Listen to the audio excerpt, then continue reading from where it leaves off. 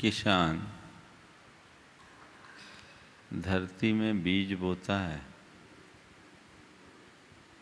और निश्चिंत हो जाता है, क्योंकि उसे विश्वास है, भरोसा है कि ये बीज फलेगा,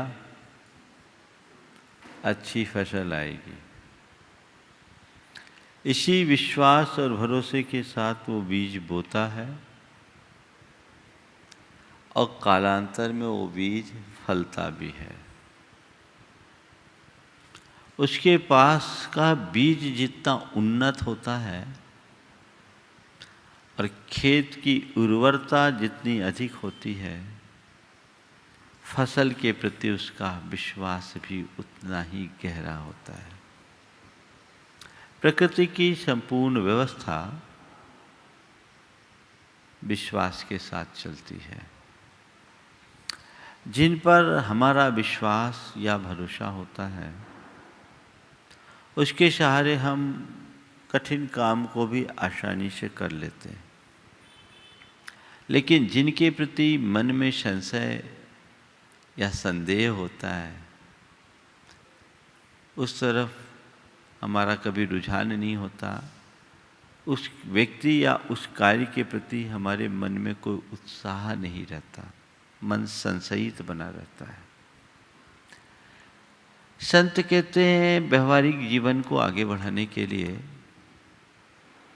हमें विश्वास से भरना पड़ता है। चाहे व्यवहारिक क्षेत्र की बात हो या पारमार्थिक क्षेत्र की बात हो। परमार्थ का तो मार्ग ही विश्वास का है। जैन धर्म में कहते हैं कि तुम्हारे मोक्ष मार्ग की शुरुआत तुम्हारे विश्वास से होती है। जब तक तुम्हारे हृदय में सच्चा विश्वास प्रकट न हो, तब तक तुम्हारे कल्याण की कोई आस नहीं है।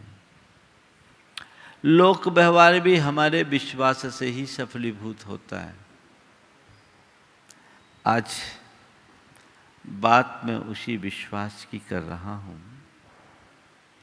हर व्यक्ति के हृदय में विश्वास तो है। बिना विश्वास के किसी का जीवन नहीं चलता। हाँ, कुछ व्यक्ति हैं जो चाहे जिस पर विश्वास करते हैं, और कुछ व्यक्ति हैं जो बहुत कम पर विश्वास करते हैं। हाँ, कुछ लोग ऐसे मिल जाएंगे जिनके मन में अविश्वास भरा होता है। 4 बातों से मैं अपनी बात की शुरुआत कर रहा हूं। विश्वास, अविश्वास, अंधविश्वास, अटल विश्वास। विश्वास, अविश्वास, अंधविश्वास और अटल विश्वास। विश्वास हमारे जीवन का एक बहुत बड़ा गुण है और विश्वास में अपार शक्ति है। अगर हमारे मन में विश्वास जम जाए तो हम असंभव को भी संभव बना सकते हैं। और विश्वास के अभाव में साधारण सा काम भी हमारे लिए सध नहीं पाता। नीति कहती विश्वासम फलदायकम, विश्वास ही फलीभूत होता है। बिना विश्वास के कुछ नहीं हो सकता। हमारा भोजन भी हमारे विश्वास के बिना नहीं पच सकता। मनुष्य को विश्वास तो करके जीना ही चाहिए, विश्वास रखना चाहिए, विश्वास की शक्ति को पहचानना चाहिए। जिस मनुष्य के अंदर विश्वास जम जाता है, वो अरुख निर्बाध आगे बढ़ता है। और जिसके अंदर विश्वास नहीं होता, उसका हर कदम संदिग्ध रहता है। अपने मन को पलटिए। पहले सवाल कीजिए कि मेरे मन में विश्वास की क्या स्थिति है। मैं दोनों विश्वासों को साथ लेकर के चलूँगा, पारमार्थिक क्षेत्र के भी और अपने व्यवहारिक जीवन के संदर्भ में भी। पहले देखो कि तुम्हारे मन में पारमार्थिक क्षेत्र में कैसा विश्वास है। विश्वास है या नहीं है। परमार्थिक क्षेत्र के विश्वास का जब हम सवाल करते हैं तो हमें देखना है मेरा धर्म में क्या विश्वास भरोसा है या नहीं, आत्मा पर विश्वास है या नहीं, परमात्मा पर विश्वास है या नहीं, कर्म पर विश्वास है या नहीं, पुनर्जन्म पर विश्वास है या नहीं, ये मुझे देखना है। अगर इन सब पर विश्वास मेरे मन में है तो ये मेरे जीवन की एक सकारात्मक शुरुआत है। इससे मैं अपने आत्मोन्नति के मार्ग को प्रशस्त कर सकता हूँ, क्योंकि जिन व्यक्ति के हृदय में आत्मा, परमात्मा, पुनर्जन्म और कर्म पर, पुण्य पाप पर विश्वास नहीं, वो कभी अपनी चेतना का उत्थान नहीं कर सकता, आत्मा का कल्याण नहीं कर सकता। वो विश्वास हमारे भीतर होना चाहिए। है या नहीं इसकी पड़ताल हमें करनी है। यदि है तो फिर कुछ सोचना नहीं है, और नहीं है तो इसकी दशा बड़ी सोचनीय है। अपने अंदर देखिए, मेरा विश्वास है या नहीं, आत्मा पर विश्वास है, कर्म पर विश्वास है। अगर तुम्हारे मन में आत्मा पर विश्वास है, कर्म पर विश्वास है, तुम्हारे अंदर इस बात का पूर्ण बोध और भाव है, भान है कि शरीर अलग है, आत्मा अलग है, देह नश्वर है, आत्मा विनाशी है, तो तुम्हारे भीतर वह सारी आत्मशक्तियाँ अपने आप उद्घाटित होगी जो तुम्हारे जीवन में आने वाले उतार चढ़ाव तुम्हें स्थिरता दे सके, समता दे सके, संबल दे सके।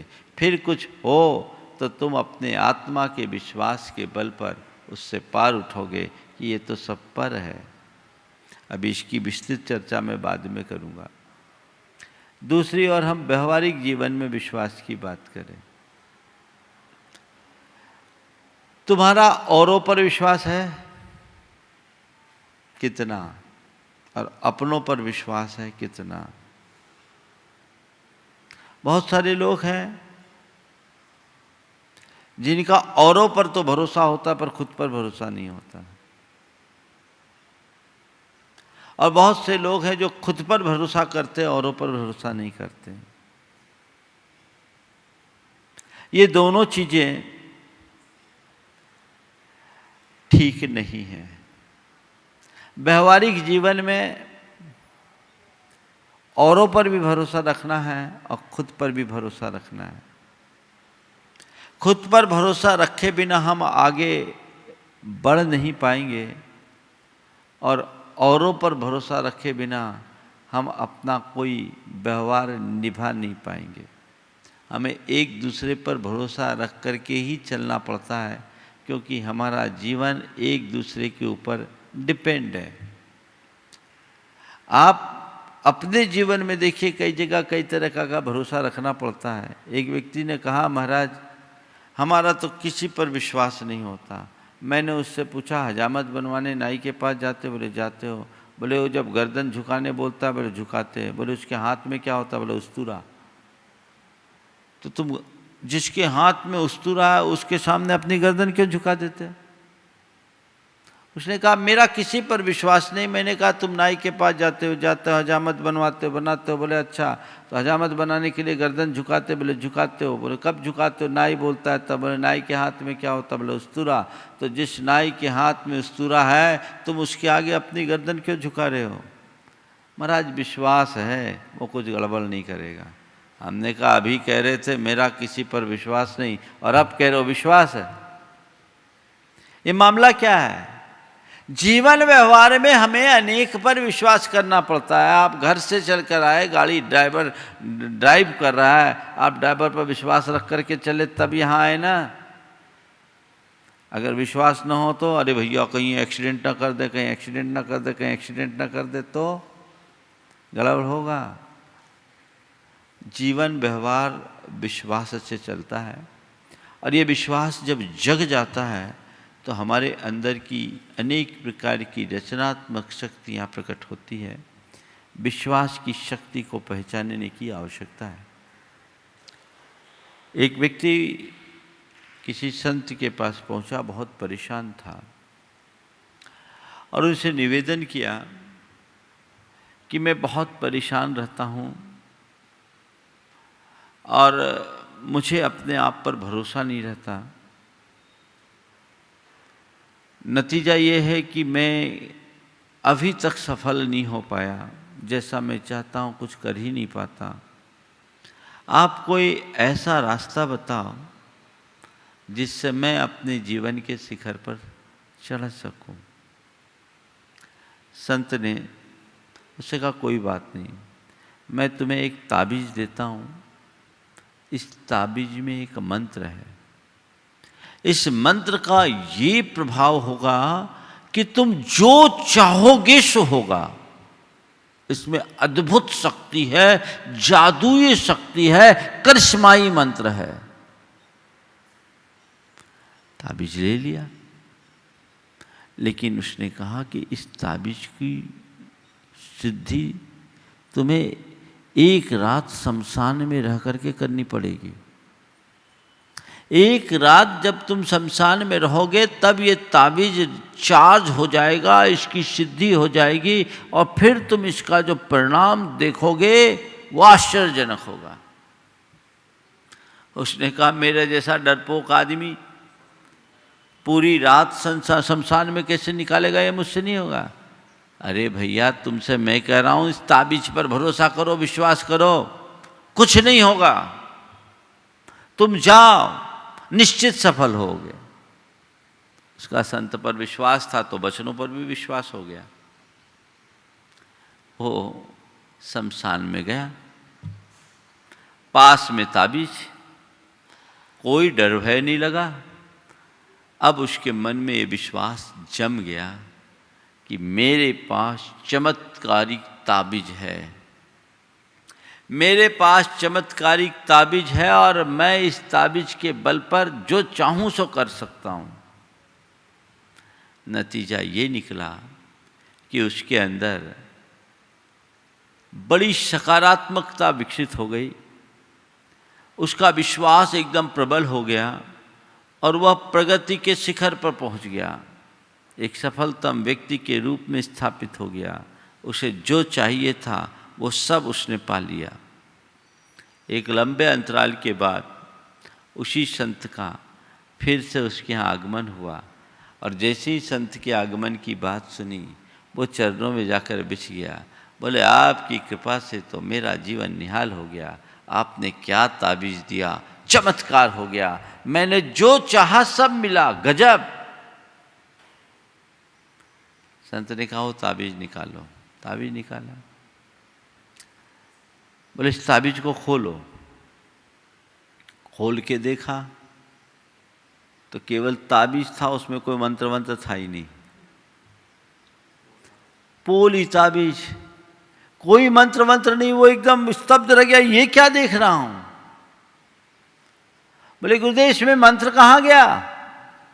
बोले, मंत्र मैंने उसमें दिया होता तब तो ये चमत्कार कैसे हो गया।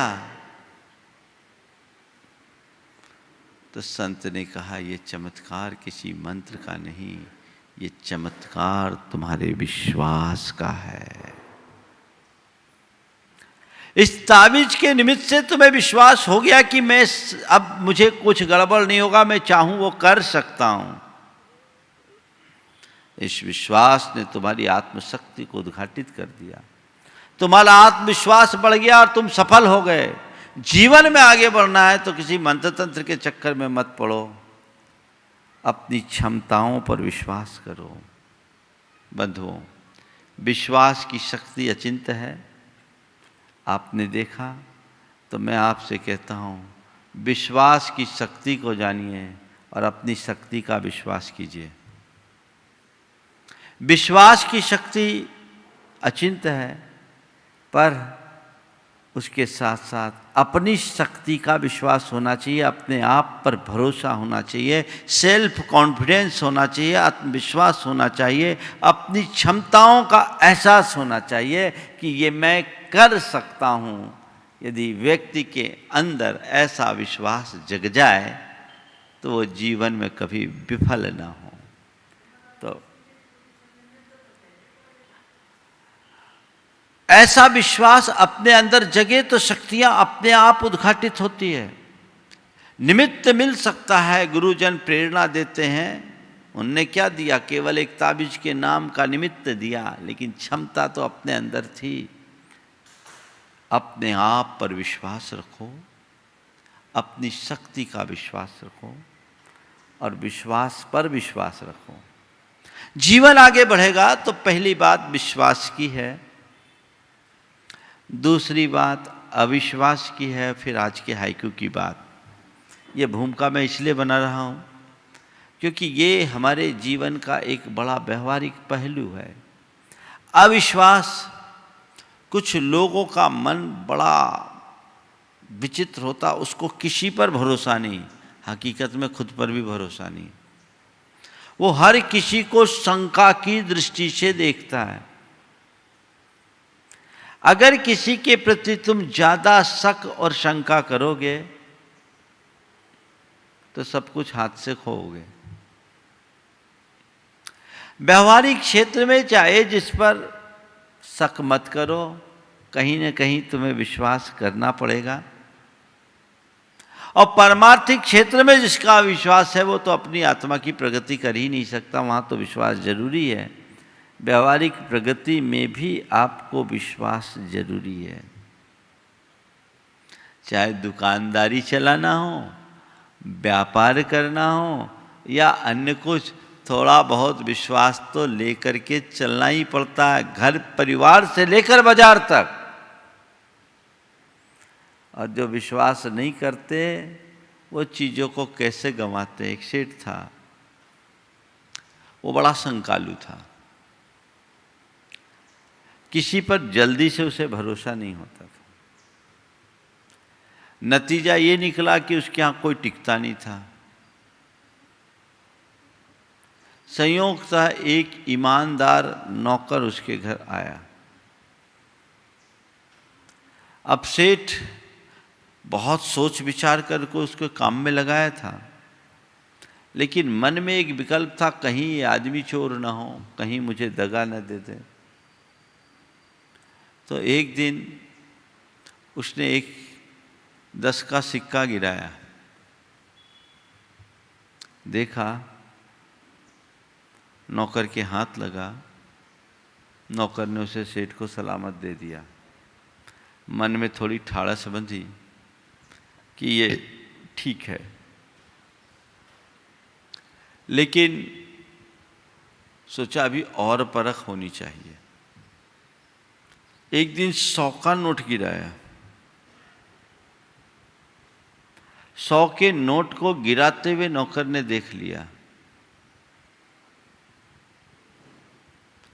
और नौकर ने वो नोट उठाया, सेठ को पकड़ाया। 100 का नोट उठाया, सेठ को पकड़ाया और कहा, सेठ जी ये घर मेरे रहने लायक नहीं है, मैं आपके यहाँ काम नहीं कर सकता क्योंकि आपको मुझ पर भरोसा नहीं है और आपके मन में शक है। आपने सोचा ये 100 का नोट उठा लेगा, मुझे रुपयों की ज़रूरत नहीं, लेकिन जहाँ व्यक्ति के ऊपर विश्वास नहीं वहाँ टिकना नहीं चाहिए, मैं यहाँ से जाता हूँ। उसके अविश्वास के कारण उस नौकर को वहाँ से जाना पड़ा, छूट गया। ज़्यादा अविश्वास करने वाले व्यक्ति भी कई बार बहुत सारी परेशानियों का सामना करते हैं। तीसरे क्रम में अंधविश्वास। अंधविश्वास चाहे जिसको सच मान लेना, जिसका अपना अनुभव नहीं हो उसे मान लेना।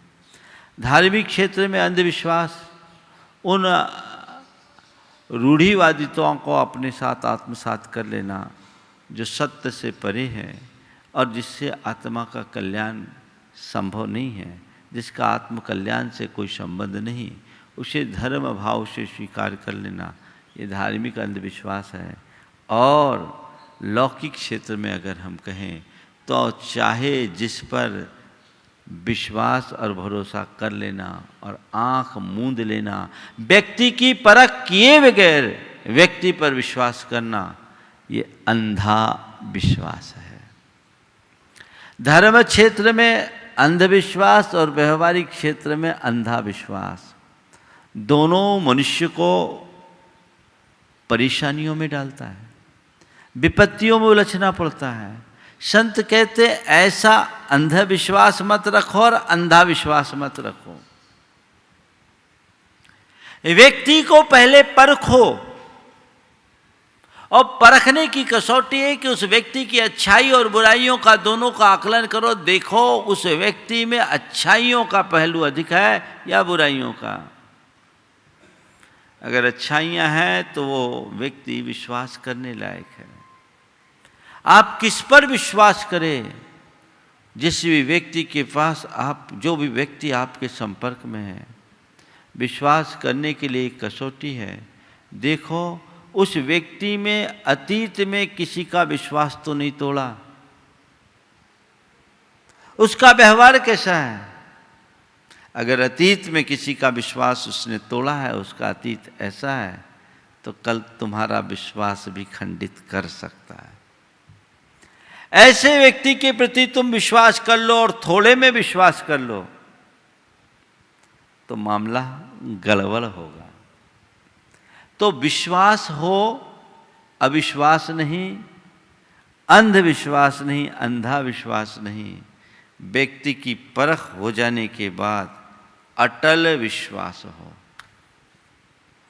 ऐसा विश्वास कि एक बार विश्वास जम गया तो जम गया पत्थर की लकीर। अब विश्वास टूटना नहीं चाहिए।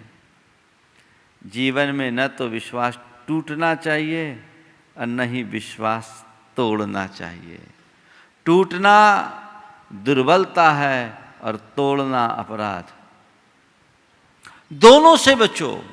अटूट विश्वास रखो और कभी किसी का विश्वास मत तोड़ो। सामने वाले के विश्वास पर खरा उतरने की कोशिश करो। अटल विश्वास। लेकिन आजकल लोग विश्वासघात के शिकार ज्यादा होते हैं। एक तो जल्दी से लोग विश्वास करने लायक नहीं होते, फिर ऊपर से कहते हैं कि हम पर विश्वास नहीं करते। करे कैसे? विश्वास के लायक व्यक्ति पर विश्वास होना चाहिए और वो अटल विश्वास होना चाहिए। और जो व्यक्ति, जिस व्यक्ति का आचरण संदिग्ध है, उसके प्रति रंच मात्र भी भरोसा नहीं करना चाहिए। अब सवाल है, जिस व्यक्ति के प्रति मेरा अटूट विश्वास था, किसी वजह से वह विश्वास टूट जाए तो फिर क्या करे? होता है, कहते हैं कांच और दिल एक बार टूट जाता है तो फिर जुड़ता नहीं। धागा टूट गया तो टूटता है, उसमें गांठ पड़ती है। किसी ने विश्वास तोड़ दिया तो क्या करे? आज गुरुदेव जिस हाइकू की बात कर रहे हैं, मैं वहीं आ रहा हूं। पहला प्रयास कि मेरा विश्वास अटल हो, छोटी मोटी बातों से उस विश्वास पर कोई प्रभाव न पड़े। सबसे पहले देखो विश्वास टूटता कब है। विश्वास टूटता कब है? जब सामने वाले का हमारे विरुद्ध आचरण होता है, हमारे मन में उसके प्रति कोई गलतफहमी प्रकट हो जाती है, या सामने वाला हमारे हितों के विरुद्ध कुछ काम कर बैठता है, हमारा विश्वास टूट जाता है। लेकिन ये सब चीज़ें कहीं न कहीं हमारे सकारात्मकता की कमी को दर्शाता है। यदि हमारे मन में विश्वास होगा तो हमें ऐसा कभी घटता हुआ दिखेगा ही नहीं, और यदि घटता हुआ दिख रहा है तो क्या करे? एक बार किसी से विश्वास टूट गया तो दोबारा उसका मुंह देखने की कोशिश नहीं करते, और सामने वाला बार बार अपना विश्वास जाहिर करने की कोशिश करता है, विश्वास जताने की बात करता है, भरोसा दिलाने की बात करता है, तो क्या करे? गुरुदेव कहते हैं, मत दिलाओ विश्वास लौट आता व्यवहार से। मत दिलाओ विश्वास लौट आता व्यवहार से। 4 स्थितियां हैं विश्वास के साथ।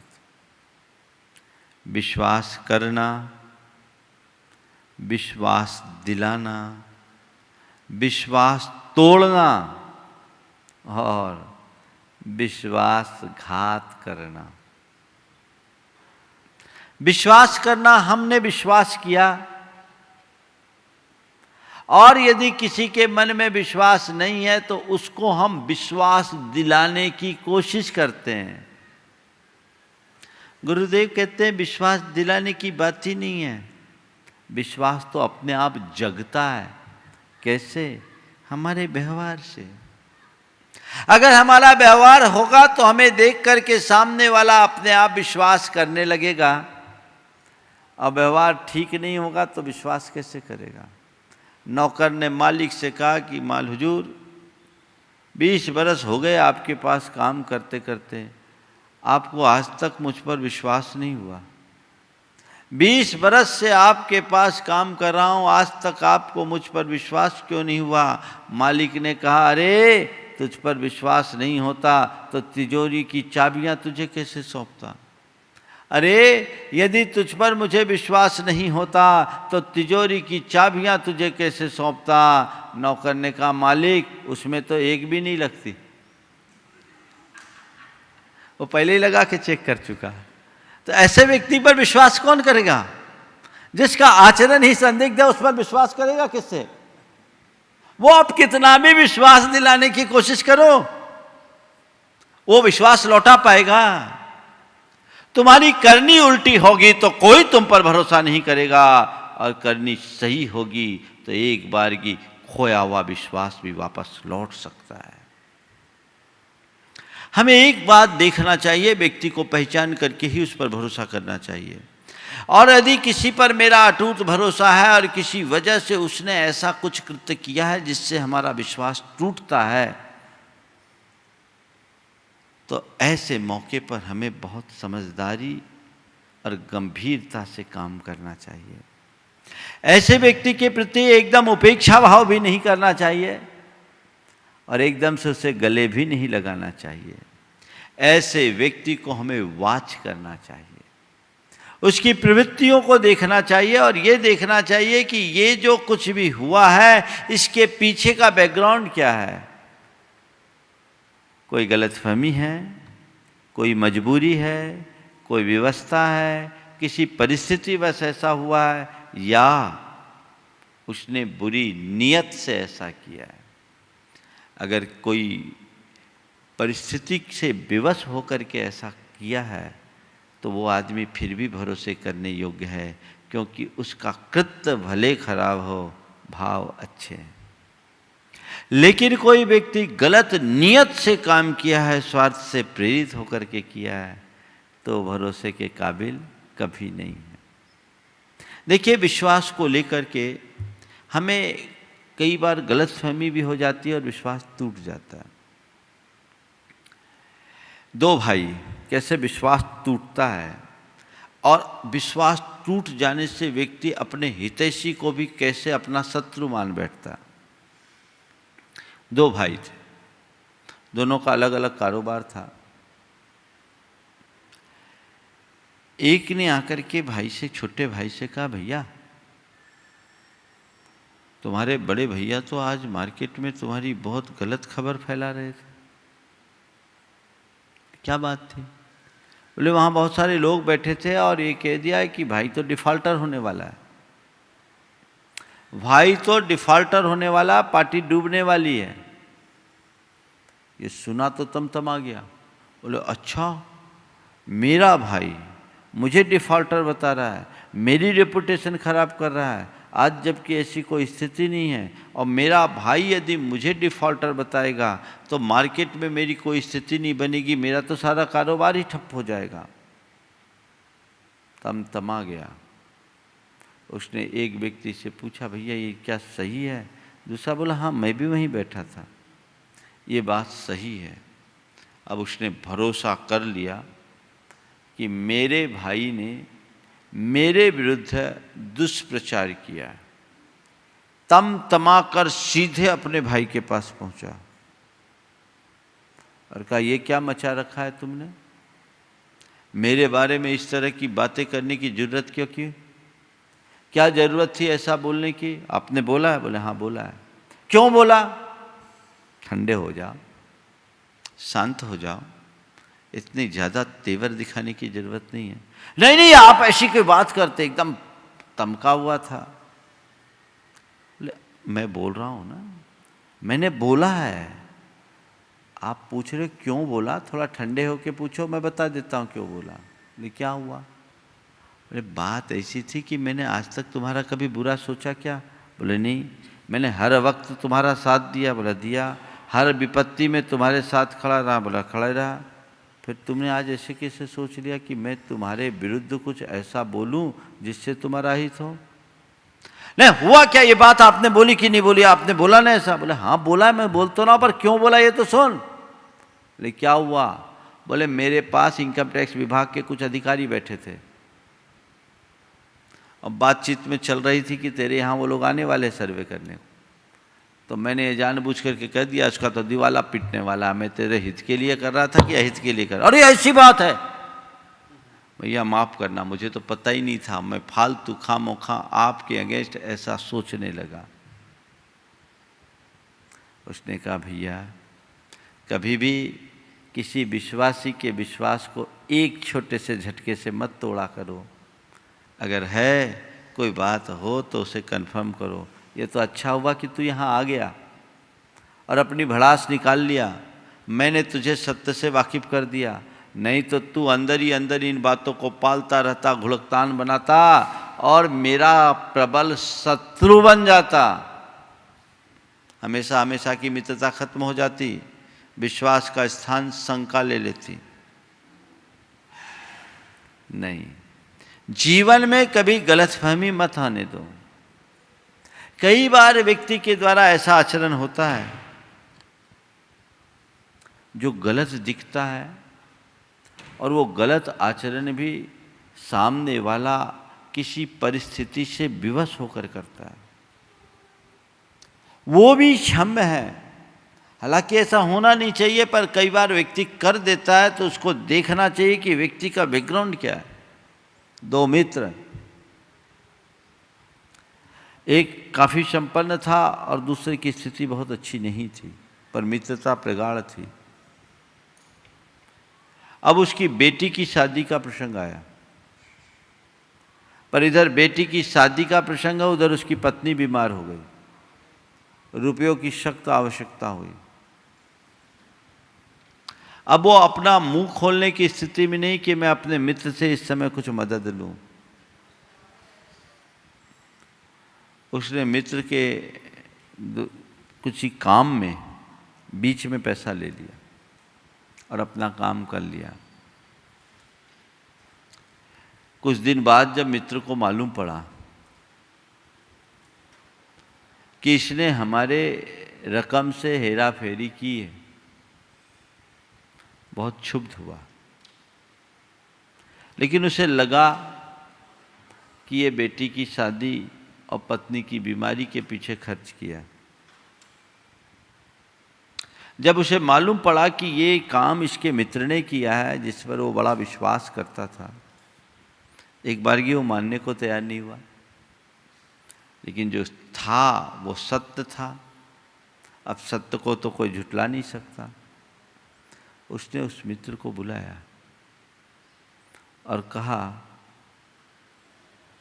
ये जो इतने रुपए हैं, ये रुपए आपने उठाए? आंखों से आंसू उठाए।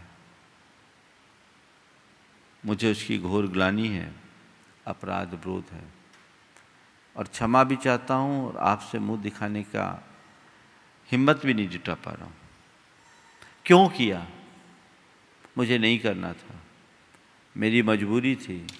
उस समय मेरी बुद्धि खराब हो गई, मैं चाहता तो आपसे बोल करके भी ये कार्य कर सकता था, लेकिन पता नहीं ऐसी स्थिति में मेरी बुद्धि क्यों बिगड़ गई। मैंने ये गलत कर लिया और इसका मुझे घोर अपराध बोध है। मैं इसका प्रायश्चित करना चाहता हूँ और भविष्य में कभी इसकी पुनरावृत्ति नहीं करूँगा। सामने वाला समझ गया, इसका दिल साफ है, एक बार गलती किया है, लेकिन कोई ज़रूरी नहीं कि ये बार बार गलती करेगा, ये सुधर सकता है।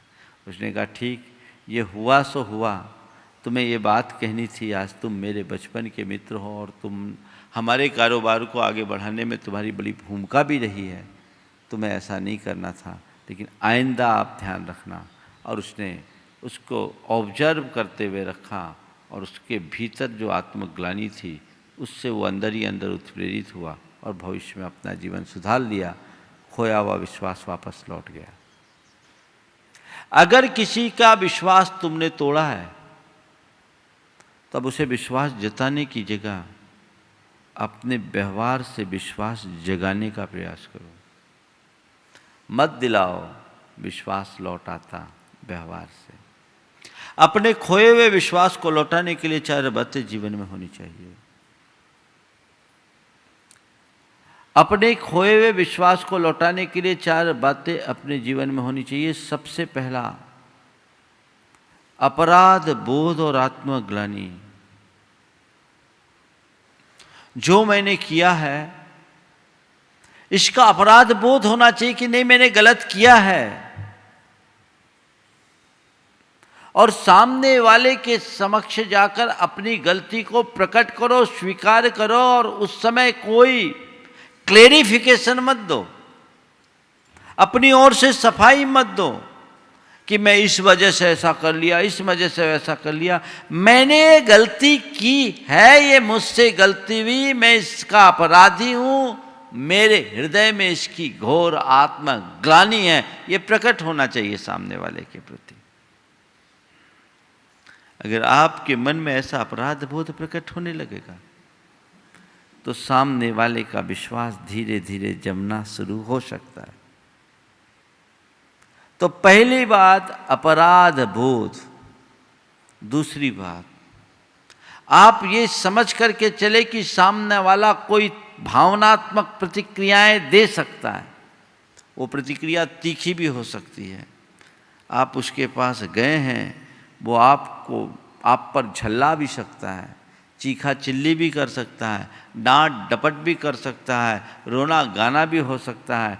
उसके लिए आप अपने आप को मानसिक रूप से तैयार रखें कि भाई ये तो मुझे झेलना ही पड़ेगा, क्योंकि मेरा अपना अपराध है। अगर आपने उसे सहज रूप से स्वीकार करने की स्थिति जगाई तो मान करके चलना, वापस विश्वास जमने की संभावना बन सकती है। तीसरी बात, माफी मांगिए। अपने अपराध के प्रति सामने वाले से माफी मांगिए। गलती हो गई भाई, सुधरने का अवसर दो, एक अवसर दो, एक अवसर दो। और माफी मांगने के बाद आप सामने वाले के विश्वास पर खड़े उतरने का प्रयास कीजिए। कुछ लोग हैं, गलतियां करते हैं, विश्वास तोड़ते हैं, क्षमा मांगते हैं, रोते गाते हैं, संकल्प करते हैं ऐसा फिर नहीं करूँगा, और फिर वही का वही हाल हो जाता है। ऐसे लोग भरोसे के काबिल नहीं होंगे। अगर किसी से गलती हुई और वो अपने आप को सुधारने के लिए संकल्पित होता है और हृदय से क्षमा मांगता है, हम देखते हैं अरे ये तो बदल गया, गलती हो गई, एक बार हो गई, अब दोबारा नहीं हुई, ये व्यक्ति संभल गया। संभले हुए व्यक्ति पर सबको भरोसा होता है और बहके हुए व्यक्ति पर किसी का विश्वास नहीं होता।